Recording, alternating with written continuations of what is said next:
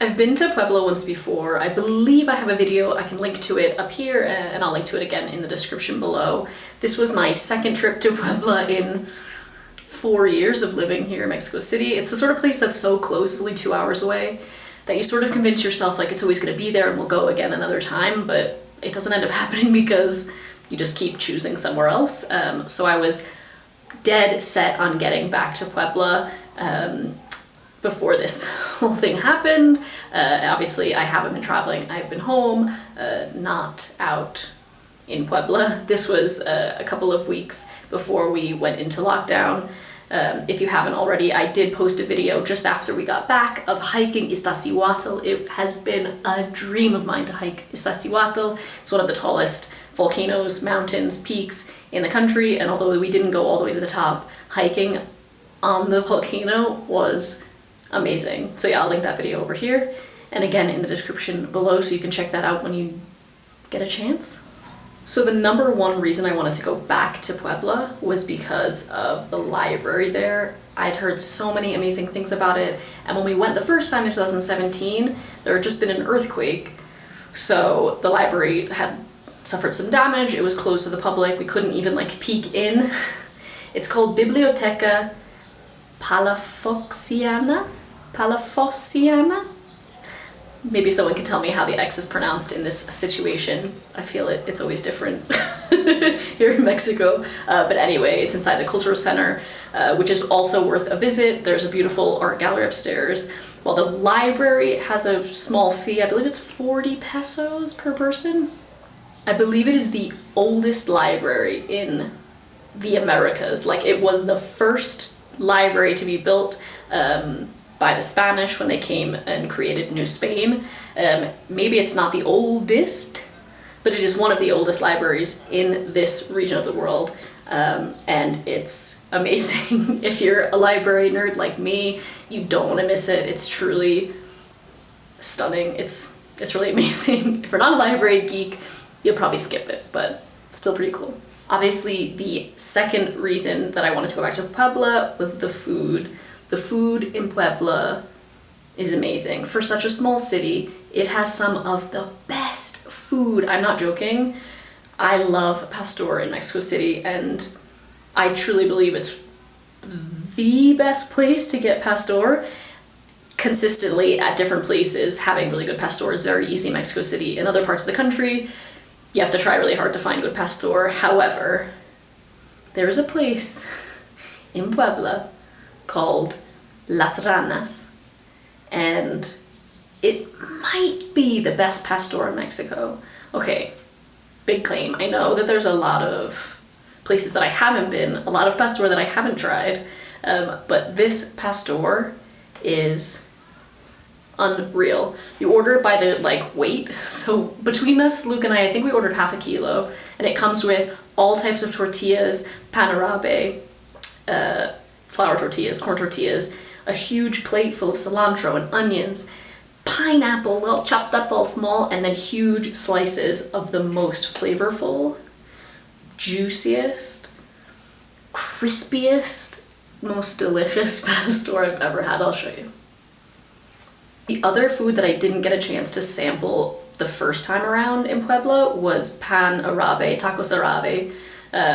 There's plenty of it here in Mexico City. If you've been to El Greco or Baltazar, those are great places here in Mexico City. However, in Puebla, it's like one of the most common foods to find in these sort of fast food taco spots. Like, almost everybody is doing tacos arabe, and it's so good. And it's not pastor like it can sometimes be around Mexico City. It is totally different. It's totally packed with Arabic flavors, I guess.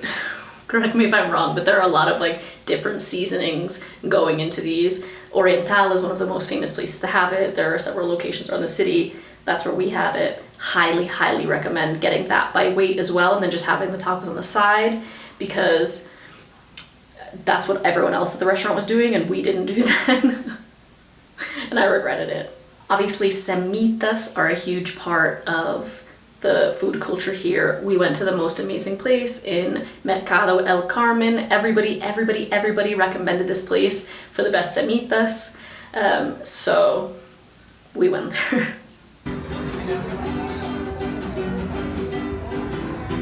Awesome. That's a beast.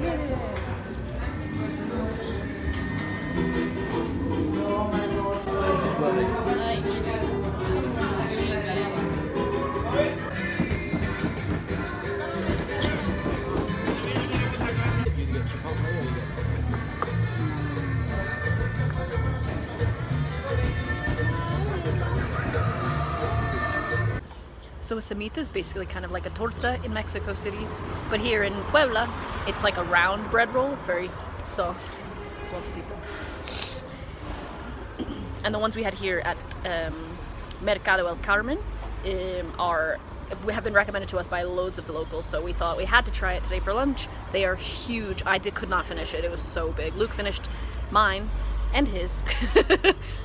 So yeah, if you're a big eater, you'll enjoy this. But they cut it in half for you. They do milanesa, pata, which is like pork hoof, and ham.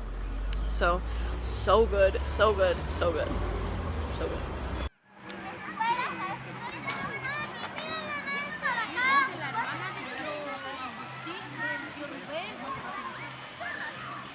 Our last day in Puebla was awesome. It was so beautiful outside. The weather was amazing. It was probably the last time that I was like outside enjoying parks and museums and stuff. We went to the park like of the Cinco de Mayo battle. For those of you that don't know, Cinco de Mayo obviously is not a big deal here in Mexico, but in Puebla it is a bit of a big deal. There was a huge battle there against the French. I believe Mexico won this battle, and this park in particular is where a lot of the battle took place. There are 2 forts that you can walk around. It's huge. There's a big cable car that you can take from like one end of the park to the other. There's really no need to take it both ways because the park is so small you can walk. And it was just so beautiful to take in the views of the city. It's pretty easy to walk to, except it's a little bit uphill. So if it's hot, I highly recommend taking an Uber to the park. It should only cost about 40 pesos from the city center. But well worth a visit.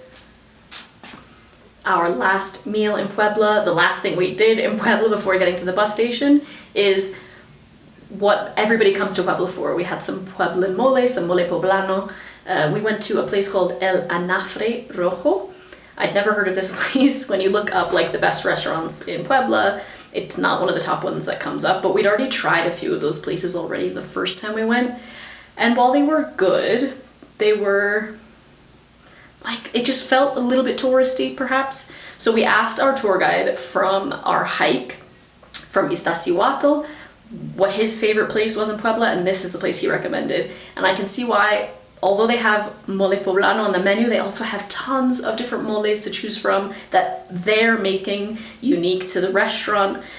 So we tried the sort of 3 mole enchiladas, which are like a common dish on menus across Puebla. It allows you to try like the 3 house moles, and they were amazing, so good. And then I ordered a stuffed chicken with a different type of mole. It was a little bit sweet, but because the chicken was balancing out with nuts inside, everything was so good. They were so lovely as well. Amazing service. Ice cold beer.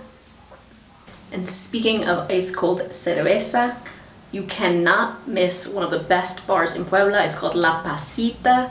They serve a drink called Pacita, and I've never seen it anywhere else in Mexico. It's a liqueur that's made from raisins, pasitas, and it's sweet and a little bit sour, a little bit salty. It's thick, it's delicious.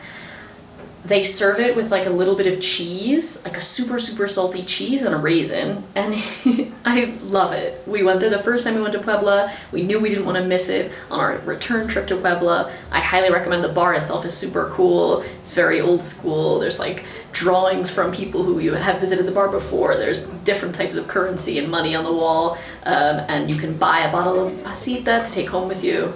They also have other types of alcohol, which I believe they're also making, so definitely check out a few of those and get there early because they actually close at like, I don't know, 6 I think, so it's a daytime drinking spot.